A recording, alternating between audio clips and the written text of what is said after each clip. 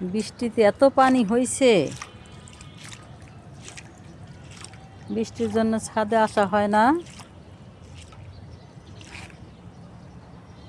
এই যে মরিচ গাছ, বুট রোদে দিছিলাম, দেখেন পানিতে ভাসতেছে।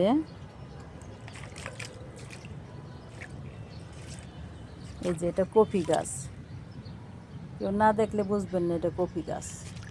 আবার কপি চলে আসছে। এই যে যত ছিঁড়ি তত আসে, যতটা টুগা আসে ততটাই হয়। এই যে গাছ ঝড়ে পড়ে গেছে, ঝড়ে পড়ে গেছে গা। একা একা কাজ করতে পারবো না এখন আমি। এই দেখেন আমার পাতাকপি, পাতাকপির অভাব নাই, অনেক পাতাকপি হয়েছে, অনেক। পাতাকপি ফুলকপি 12 মাস হয়, 12 মাস।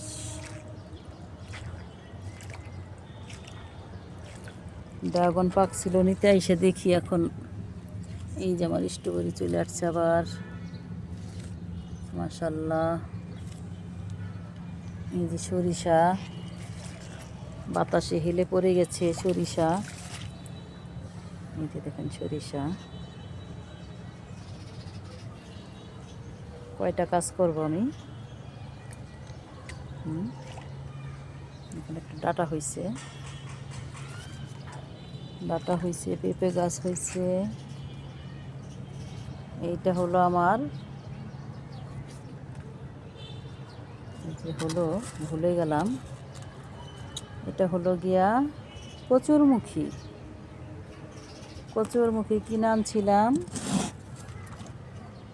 সেটা কাইটে লাগাই দিছিলাম। এই যে কচুর হয়েছে, কচুরমুখী হইতেছে। যে মাশাল্লাহ দেখেন, এই আমার ভেন্ডি গাছ পড়ে আছে, এত বৃষ্টি হইতেছে, ভেন্ডি গাছটা সরাই দেই। আমার একটা ভেন্ডি গাছ হয়েছে। পাখির জন্য আর পিঁপড়ার জন্য জিনিস রাখা বড় দায়। এই যে ক্যাপসিকামের চারা হয়েছিল, দেখেন কি সুন্দর করে খাইয়ে রাখছে। কি বলবো বলেন, কি বলবো। ভেন্ডি গাছটা এখানে লাগিয়ে দিই।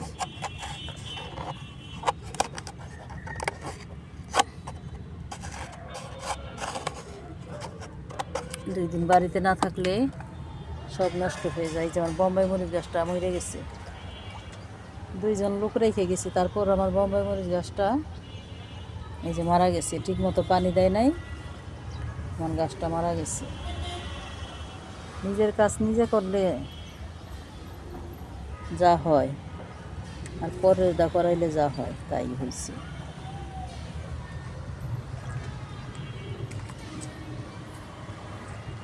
দেখেন কি সুন্দর হয়েছে আমার কচুরমুখী গাছ। ভিডিওটা ভালো লাগলে অবশ্যই শেয়ার করবেন, সাবস্ক্রাইব করবেন। আসসালামু আলাইকুম।